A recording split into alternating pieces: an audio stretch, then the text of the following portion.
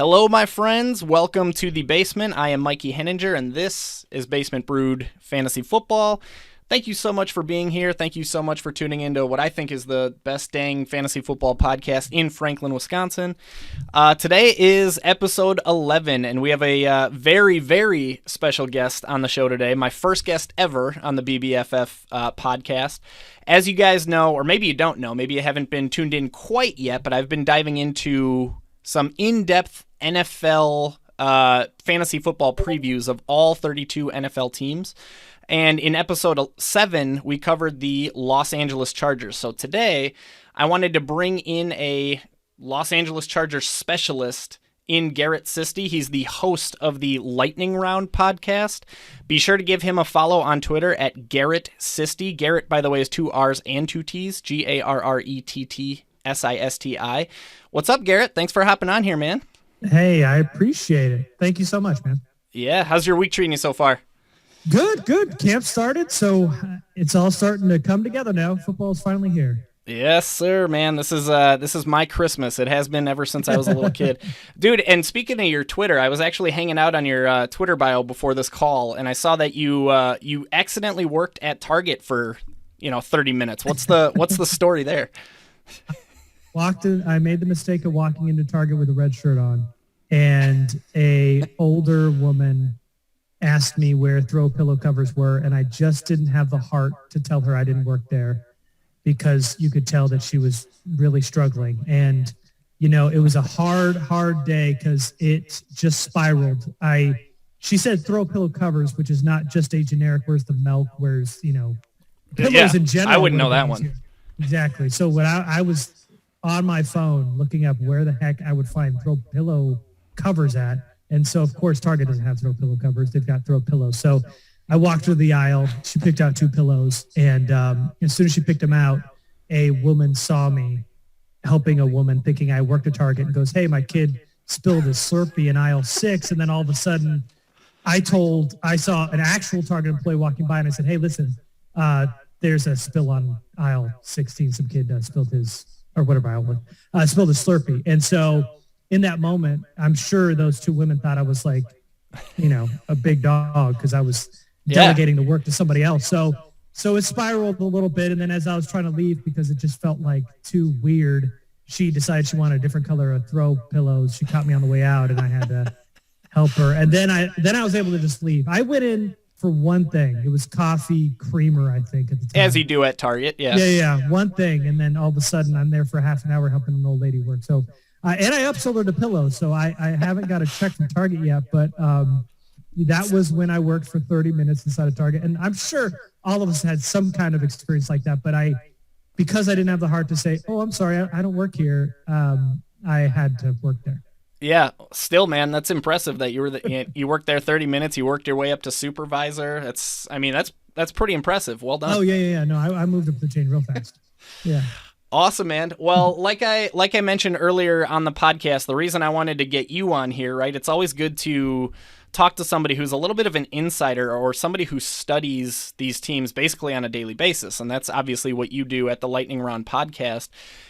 Why don't you, 60, 90, 120 seconds, however long it takes, why don't you give everybody an idea of what the Lightning Round podcast is all about and where you guys come from, et cetera? Oh, sure, yeah. So I host the Lightning Round podcast with a friend of mine, Jamie Hoyle. We're both from San Diego.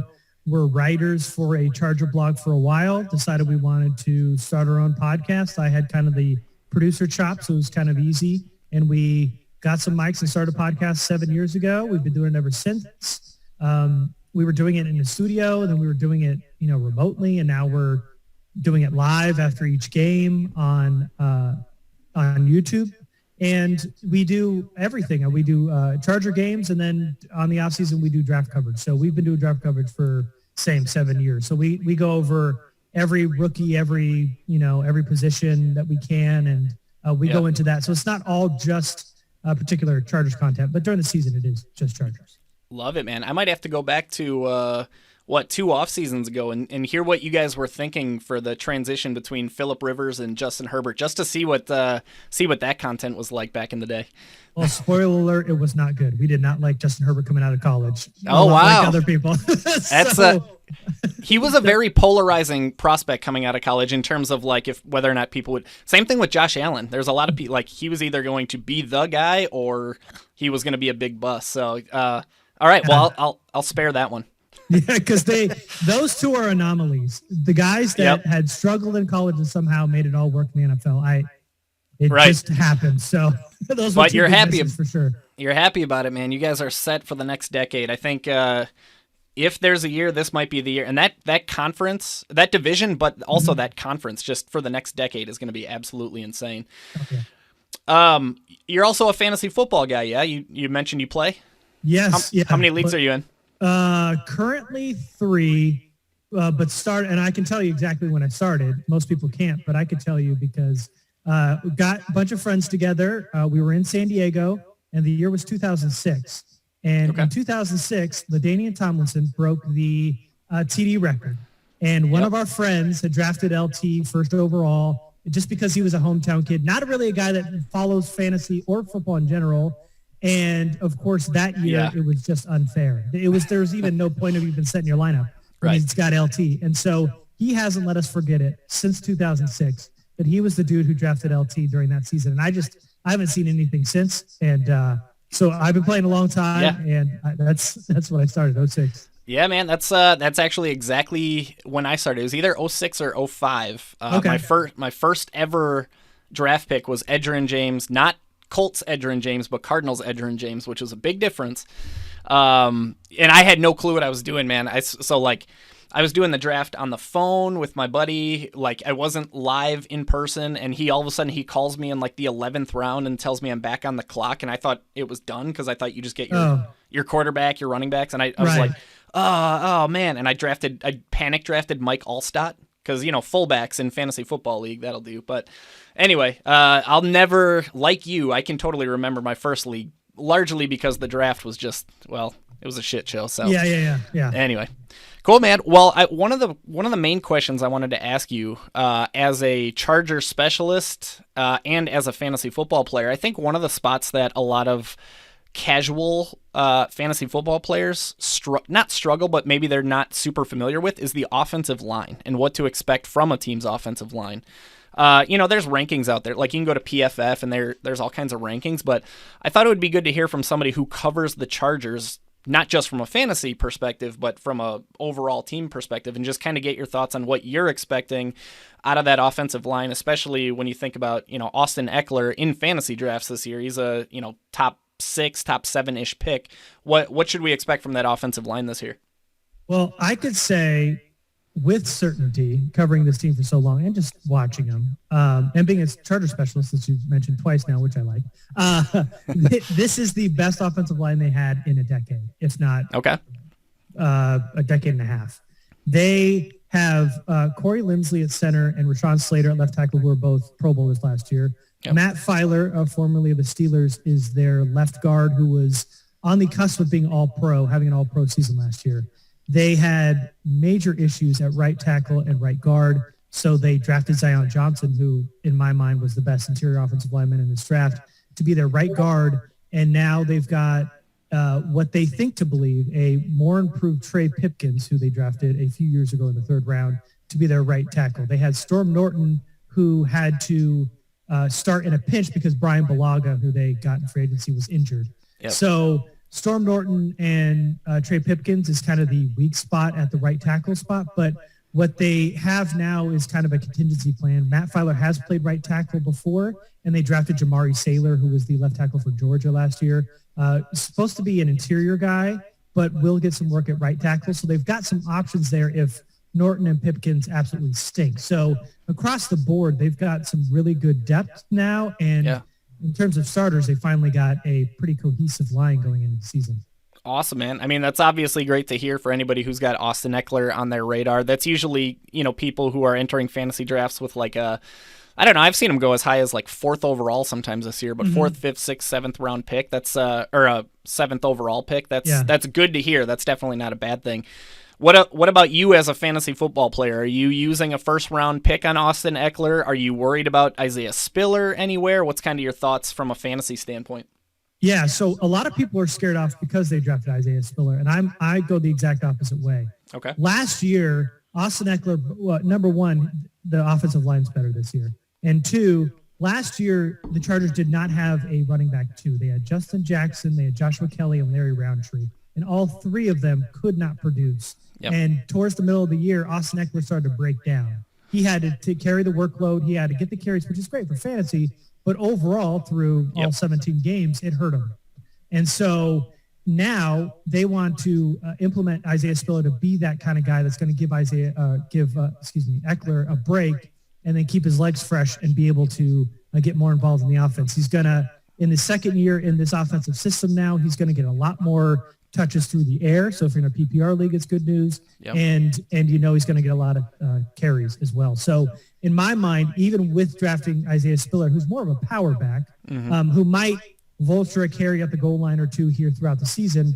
But other than that, he's supposed to be his right-hand man and help him stay fresh throughout the entire season.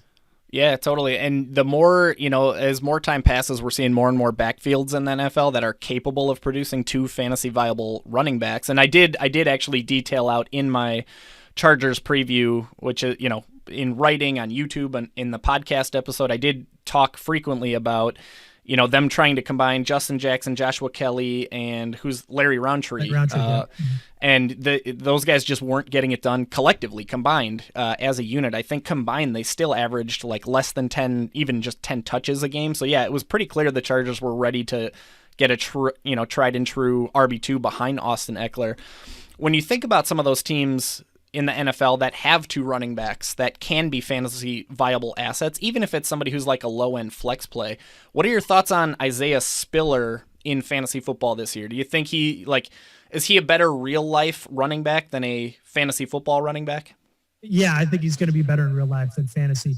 They're going to use him as a power back, but they're going to give him a pretty significant role. You're not going to see him get a lot of touches through the air, though. They've talked about having Isaiah Spiller and Ekeler on the field a lot coming up this season, and we're going to see probably a lot of it in camp. But, a guy that's going to be there on third and short, fourth and short when they need those yards, going to take over on second and third down if they need it, if it's third and short, obviously. And then he's probably going to get, a touchdown or two, maybe when they're on the goal line and it's, goal and short to go or whatever. So, yeah, I think he's going to really help, but he's going to get some volume. I do think he's going to get a lot of touches. It's not going to be a 50-50 split, but I do think he's got, as the season progresses, they've talked about letting him get rolling a little bit because, really he was at one point during the draft process the RB1, and then slowly, once the testing came out, he kind of dropped down. And the fact that they were able to get him on day 3, they really felt like they got a good value pick and think that he could eventually be, if case be a low-end RB1 for this team later on. So they're going to try to put a lot on this plate as the year goes on. So I think, if you're talking about a low-end flex, I think I like other options better. But maybe like during bye weeks. Sure. Oh, of course. Yeah. Yeah. Okay. Yeah, that makes sense. I think we're in alignment there with expectations on Spiller. And you're totally right about the whole pre-draft process, how we went from like a day 1 pick to a day 3 pick, and that certainly creates some intrigue there. And obviously you never want to wish for an injury or anything like that, but it does make you think like what kind of volume, what kind of role can the guy come into if something did happen to Ekeler, and obviously knock on wood, we don't want that. But even without it, it sounds like there's going to at least be enough volume for him to be on the radar, if nothing else, in fantasy football. And I'm not really a handcuff guy, but if you drafted Ekeler, this is your handcuff. And if Ekeler ever goes down, this is the number 1 waiver wire priority here in Isaiah Spiller, because they will give him every opportunity that Ekeler got in this offense. Spot on, man. Couldn't agree more. All right, let's talk about through the air a little bit. But before we do that, I want to hop over to the other side of the ball, because I think one other weak spot, for lack of a better term, is like for me, for example, I don't play IDP. I focus, like I'm an NBA All-Star game. I focus on offense and offense only. So like I want to talk about the defensive side for the Chargers. Two things come to mind. One, are there any players on the Chargers defense that we need to be aware of from a fantasy football standpoint? So like if you think about people who play in IDP leagues, are the who's going to get those stats? And then on the other side, what type are the corners in the secondary? What types of, is there anybody we need to be avoiding or worrying about if we're using wide receivers against the Chargers? Yeah, I mean, so to answer your last question first, they picked up J.C. Jackson in the offseason. I mean, 17 interceptions in 2 years. When he was on the Patriots, he was a guy, when your guy went up against the Patriots, you kind of were like a little hesitant about, because, I mean, really, J.C. Jackson is one of, a top 5 corner in this league, and he makes quarterbacks pay if they target him. So quarterbacks seem to stay away from him. So that definitely J.C. Jackson is a guy you want to avoid if you're going up against the Chargers. Your wide receiver is. And in terms of IDP, I mean, Joey Bosa, Derwin James, obviously, are big names. You know about that.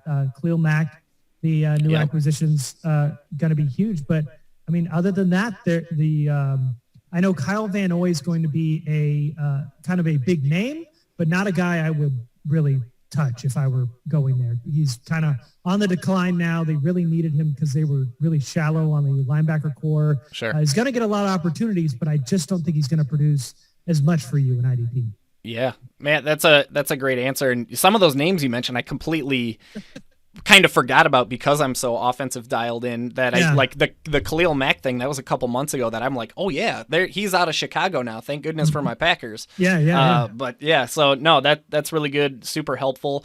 Back to the offensive side of the ball, but still sticking with through the air. If you're doing any fantasy drafts yet, you'll probably see that Keenan Allen and Mike Williams are being drafted pretty close to each other. And for a long time, it's been kind of Keenan Allen's ball club. If you're in fantasy football leagues, and let's say these guys are both, it depends on where you're playing, right? If you're playing in best ball leagues, for example, they're literally back to back. It goes Keenan Allen, Mike Williams right next to each other. Yeah. I was looking at sleeper ADP the other day, though, and it looks like Mike Williams is still actually hovering around like the 5th round in some other drafts. But let's say, for example, you're in the mid-3rd and you have Keenan Allen or you have Mike Williams, and those are your favorite options. Which one are you picking as a Charger specialist / fantasy football guy? So as a Charger specialist and a fantasy football guy, it's the same answer, and it's the same answer every day, and you will never catch me going the other way. It is Keenan Allen. Okay, I agree. Allen, while Keenan Allen isn't going to produce in the TD numbers, he's going to rack up a ton of yards and a ton of catches. Yep. Mike Williams is a very boomer bust type pick. He's not a guy I really target in fantasy, and a guy I usually stay away from because I like the consistency. Because even if you have a bad game from Keenan Allen, you're still going to get 5 catches, 62 yards. It's going to be fine. Yep. But with Mike Williams, he might just have 1 catch for 18 yards, and that's it. And then you got your other guys who are going to have to really pick up the slack. So Keenan Allen every day, all day. I'm always taking Keenan Allen, even in this stage in his career. Yep. He's going to have 100 catches if you just dial that in. You're not going to get the TD value, but you are going to get that PPR value if you get Keenan Allen. I totally agree, and I said it exactly the same in my article. Like, especially in like a typical PPR redraft, I want Keenan Allen. I don't want the headache of, is Mike Williams going to get me 30 or 3? Like I don't want that headache. But in best ball leagues, that Mike Williams, there's some very, very significant, some very real value there. And I remember detailing out in that article, what was it last year? I already forgot, even though I just wrote this thing. But last year in his first 5 games, Mike Williams was pacing with Cooper Kupp. The guy got off to an insane start. And then in the next 4 games, he averaged like less than 7 PPR points per game. It was like total, Dr. Jekyll, Mr. Hyde type of, like the definition of boom bust for sure. Yeah. Yep. Absolutely. What about that wide receiver 3 spot? So last year we know Josh Palmer and Jalen Guyton, they kind of split the wide receiver 3 role. Are you expecting more of the same, or is this a year for that second round or the second year Josh Palmer to start separating a little bit? What are you expecting from that wide receiver 3 role? I could tell you going into training camp that Joshua Palmer has already started to make a bigger distance from Jalen Guyton for that wide receiver 3 spot.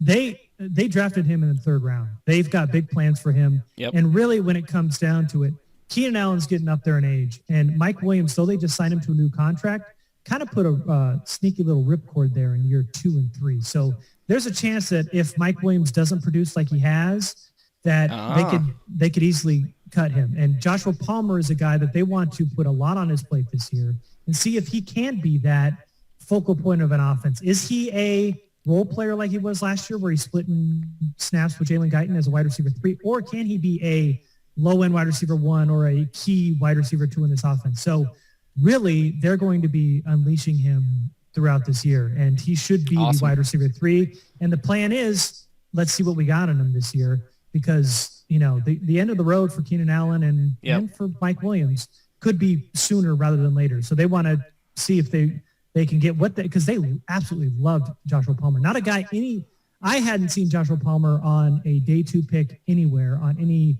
drafts that year. And right. They made sure to get him before they went into day 3.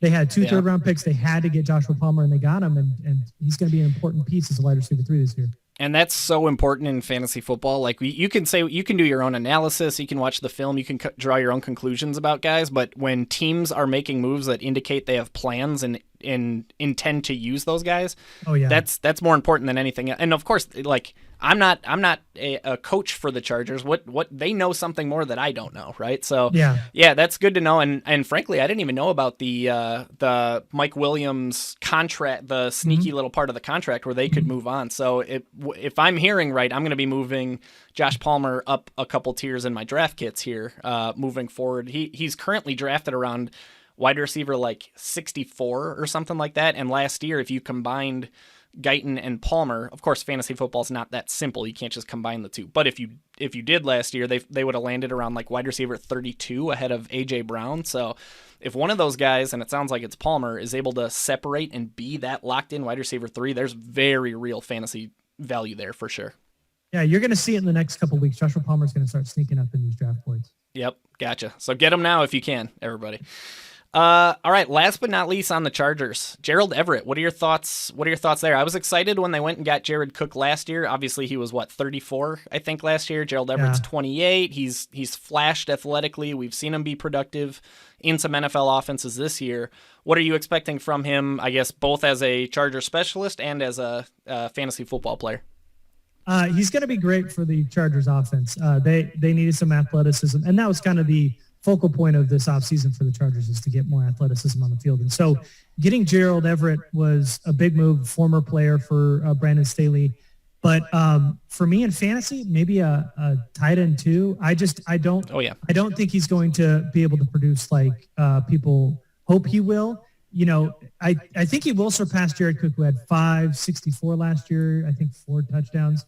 But Gerald Everett's never eclipsed 500 yards. While he's flashed at times, I just don't see him getting 800, 900 yards in this offense. With as much mouths to feed in this offense has, I think you're going to see Gerald Everett get, 5 to 7 targets a game. So I just don't see that big bulk, like a Kyle Pitts is going to get this year.